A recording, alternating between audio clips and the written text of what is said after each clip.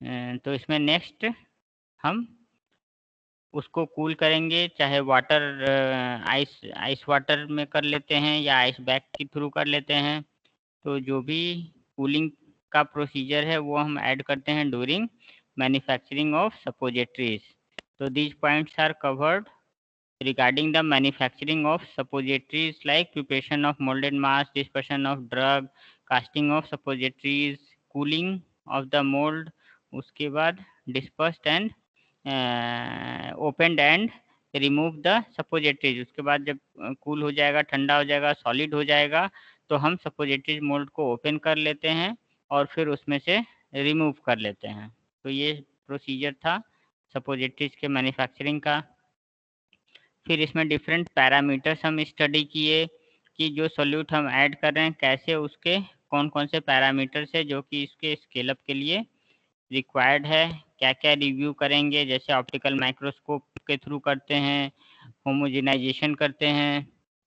तो जो भी फेज होगा दोनों आपस में मिक्स होगा और दोनों को हम प्रॉपर होमोजेनाइज करेंगे जिससे कि पार्टिकल साइज जो भी रिक्वायर्ड है हम उसको अचीव कर सकें। फिर सॉलिबिलिटी पैरामीटर्स है कि कैसे हम सॉलिबिलिटी उसको कंट्रोल करें ताकि जो भी ड्रग का पार्टिकल है वो अच्छे से डिस्पर्स हो सके। फिर इसमें कुछ और पैरामीटर्स स्टडी किए थे, जैसे कि particle size is a very important parameter during the dispersion of the one phase into other phases. तो अगर पार्टिकल साइज हमको कम करना है तो उसको चेक करना होता है कि वो सही से डिज़ोल्व हो रहा है कि नहीं। तो हम कुछ मटेरियल को होमोजेनाइज भी करते हैं जिससे कि पार्टिकल साइज का रिडक्शन करेंगे और उसके अकॉर्डिंग हम उसको सूटेबल करेंगे कि उसके अंदर डिस्पर्स हो सके। फिर लास्ट में फिनिश प्रोडक्ट का हम स्टडी किए थे कि जो फाइनल प्रोडक्ट बन रहा है उसकी क्या स्टेबिलिटी है। तो स्टेबिलिटी इसलिए इम्पॉर्टेंट है क्योंकि ये सेमी सॉलिड प्रिपरेशन है जिसके अंदर माइक्रोबियल ग्रोथ होने के चांसेस सबसे ज़्यादा होते हैं। तो यहाँ पे जो भी फिनिश प्रोडक्ट तैयार होगा उसका एज देखना, उसका सेल्फ लाइफ स्टडी करना, ये सारा कुछ उसके अंदर आएगा जिससे कि हम उस प्रोडक्ट को ड्यूरिंग स्टोरेज और ड्यूरिंग एप्लीकेशन हम उस प्रोडक्ट के एक्सपायरी तक ऐसा प्रिपेयर करें, ऐसा एक्सपायरी रखें कि जिसके अंदर उस ड्यूरेशन तक उसमें कोई भी माइक्रोबियल ग्रोथ के चांसेस ना हो। क्योंकि यहाँ पे वाटर कंटेंट है तो there is a more susceptible for microbial growth. फिर इसके बाद हम लोग जनरल स्टेबिलिटी की बातें किए थे कि किस तरह से प्रोडक्ट के स्टेबिलिटी के रिगार्डिंग स्केल अप के लिए हम कैसे उसको वो करें कि जिससे कि उसका स्केल अप करते समय स्टेबिलिटी का प्रॉब्लम ना आए। तो उसके लिए एक गाइडलाइन बताया था, सुपेक गाइडलाइंस होता है जिसके थ्रू हम उसके पूरे स्टेबिलिटी स्टडीज़ को करते हैं, जो कि एफडीए के थ्रू दिया गया है। तो एफडीए के गाइडलाइंस के अकॉर्डिंग हम इसको चेक करेंगे, इसका स्टेबिलिटी स्टडीज़। अब इसमें कुछ जनरल पॉइंट्स थे जो कि इसमें इम्पॉर्टेंट है ड्यूरिंग स्केल अप। तो स्केल अप के लिए जो भी स्टेबिलिटी डेटा होता है, डेटा तैयार होता है, तो वो एसिलेटेड कंडीशन पे होता है। अगर उस डेटा में कुछ भी ड्यूरिंग स्टोरेज कंडीशन और ड्यूरिंग स्टेबिलिटी स्टडी अगर कोई डेटा में प्रॉब्लम आती है इन फ्यूचर, तो जो भी डेटा हमें तैयार मिला है, जो हम इन प्रोसेस ड्यूरिंग स्टोरेज कर रहे हैं, तो अगर उसमें कुछ प्रॉब्लम आती है तो हम उस चेंजेस को प्रपोज्ड फॉर्म में एक्सेप्ट करते हैं। क्योंकि अगर मान लो स्टेबिलिटी में अगर कुछ चेंजेस कुछ जो जैसा आना चाहिए रिजल्ट, अगर उस रिजल्ट से कुछ वेरिएशन आ रहा है, इट मीन्स कि वो स्टेबल प्रोडक्ट नहीं है उस समय तक। तो स्टेबिलिटी स्टडीज के अंदर हम टाइम प्रोफाइल के अंदर उसको एलिवेटेड टेम्परेचर और रिलेटिव ह्यूमिडिटी पे स्टडी करते हैं। तो अगर कोई डेटा इस तरह का तैयार होता है, हमें मिलता है, तो फिर उस डेटा को हम उसमें प्रपोज चेंज में लाते हैं और फिर जो जो भी हम प्रोसेस वैलिडेशन किए हैं उसमें चेंजेस ले आएंगे जिससे कि चलते फिर आगे इस तरह का प्रॉब्लम ना आ पाए। तो ये सब हम स्टेबिलिटी स्टडी के रिगार्डिंग करेंगे।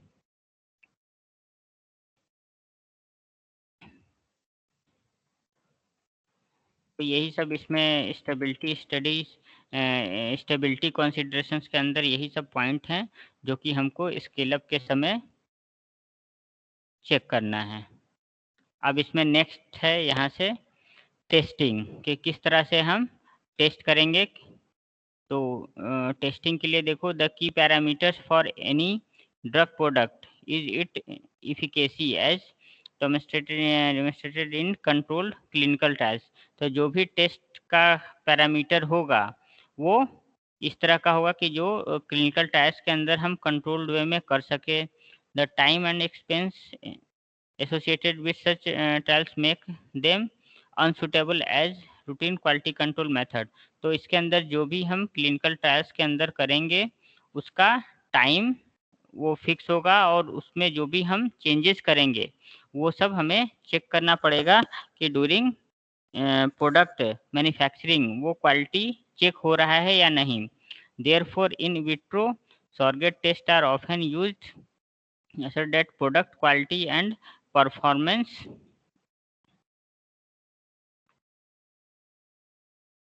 maintained over time in the presence of change।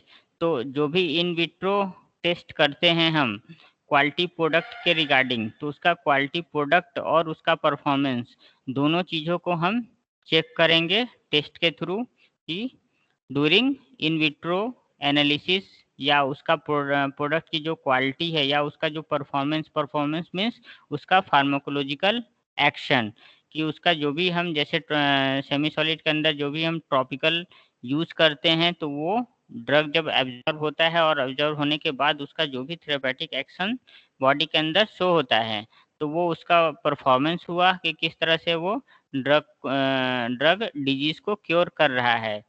तो उसका वो परफॉर्मेंस हो गया। फिर प्रोडक्ट क्वालिटी कि कितना उसका प्रोडक्ट की क्या क्वालिटी है, कितना प्योरिटी है उसके अंदर, ये सारा कुछ हम इसके अंदर स्टडी करते हैं।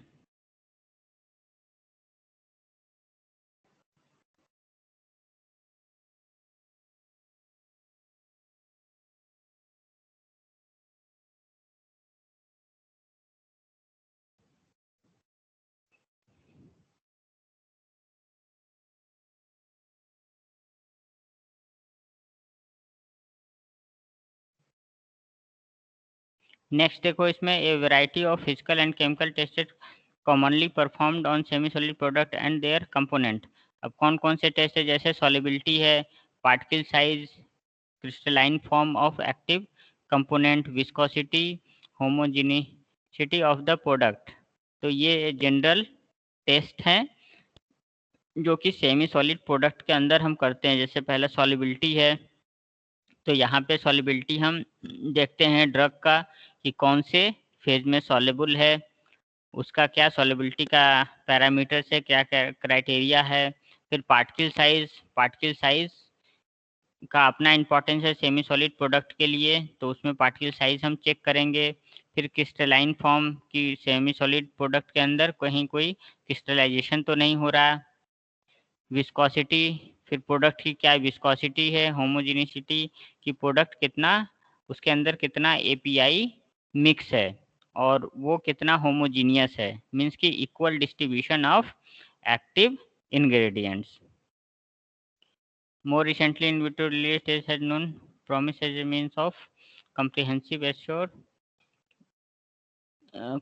present delay of the delivery of the active new from the SIM.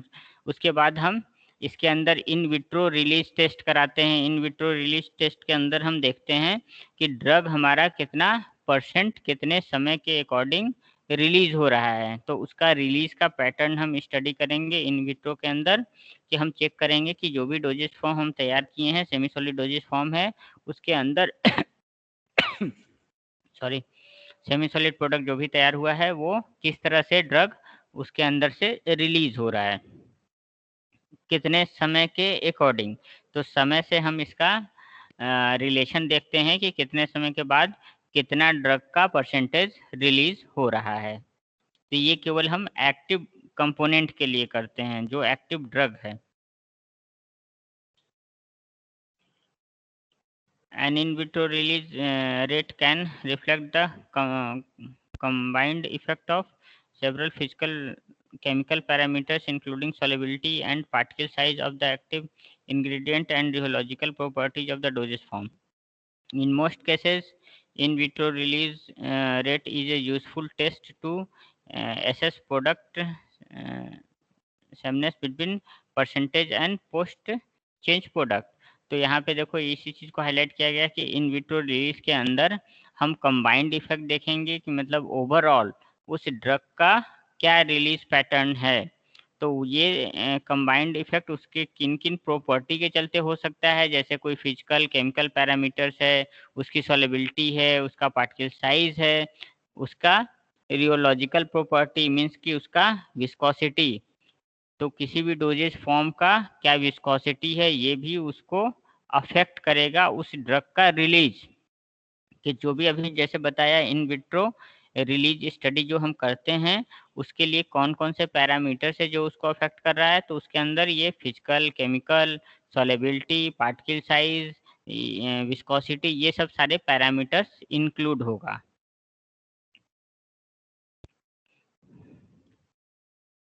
However, they may be instances whether it is not suitable for this purpose. In some cases, other physical chemical tests to be used as measure of sunless milk intelligence. With any test approach to document of sameness in quality attribute should be considered.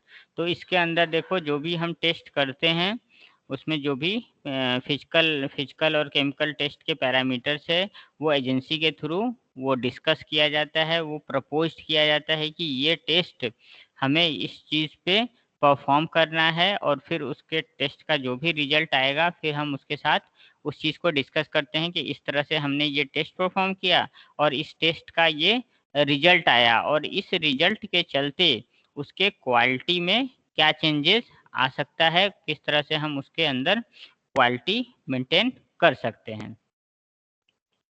The evidence available at this time for an in vitro in vivo correlation of release testing of semi-solid product is not as enhancing as that for in vitro dissolution as a surrogate for in vivo viability of solid drug position concerned in vitro release as follows.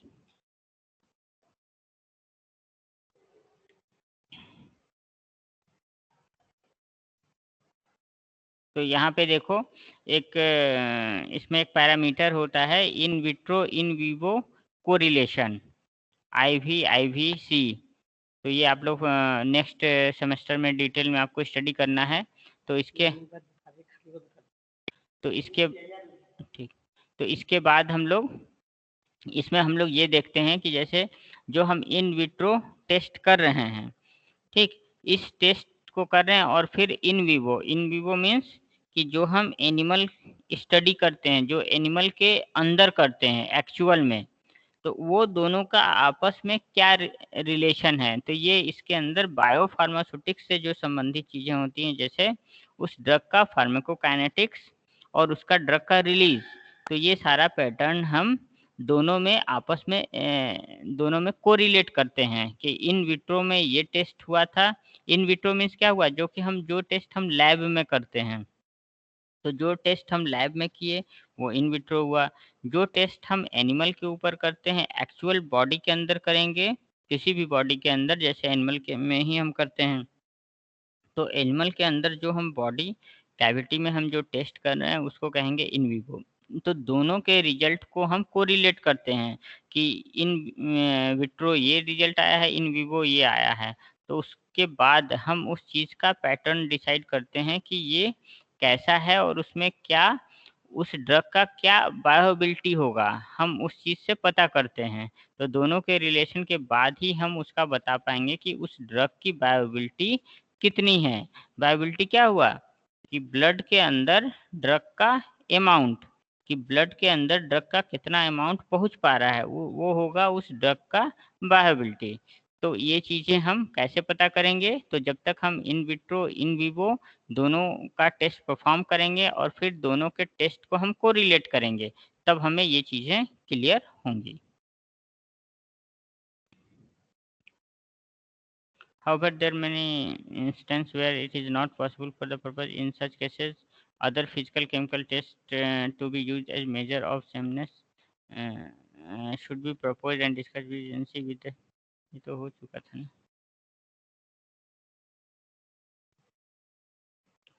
इसके बाद देखो in vitro release testing of useful test is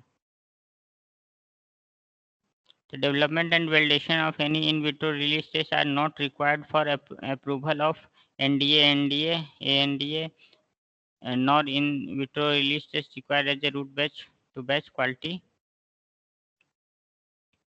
तो इसमें देखो जो भी हम in vitro in vivo relation का स्टडी किए थे उसके लिए किसी भी तरह का अप्रूवल का रिक्वायरमेंट नहीं होता, न तो एनडीए से एनडीए से या किसी भी ऑर्गेनाइजेशन से हमें कोई भी अप्रूवल का रिक्वायरमेंट नहीं है।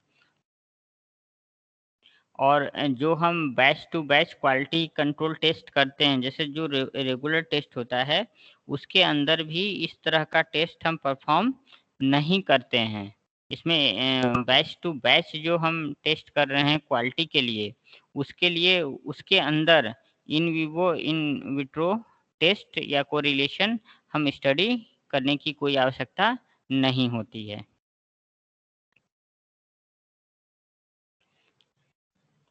In vitro release testing alone is not a surrogate test for the in vivo violation of bioequivalence. In vitro release test should not be used for compare different formulation across। तो तो इसके अंदर हम इन vitro release के अंदर बायोबिलिटी या बायोइक्विवेलेंस का study करेंगे और ये जो भी रिजल्ट आएगा उसका हम यूज किसी दूसरे फार्मूलेशन के साथ सेम मैन्युफैक्चरर का हम कभी भी कंपेयर नहीं करते, क्योंकि हर एक प्रोडक्ट का अलग अलग इन विवो इन विट्रो रिलेशनशिप होता है। तो इस तरह से ये टेस्टिंग सेमी सॉलिड का पार्ट टेस्टिंग का ये कंप्लीट हो गया। और टेस्टिंग के अंदर हमने ये डिफरेंट पैरामीटर्स स्टडी किया जिसके थ्रू हमें पता चला कि किस तरह से हम सारे टेस्ट का परफॉर्मेंस करते हैं, कौन कौन से टेस्ट हैं जो कि हम करेंगे, जैसे इन विट्रो इन विवो है, फिजिकल केमिकल टेस्ट हैं, तो ये सारा कुछ हम इसके अंदर स्टडी करेंगे।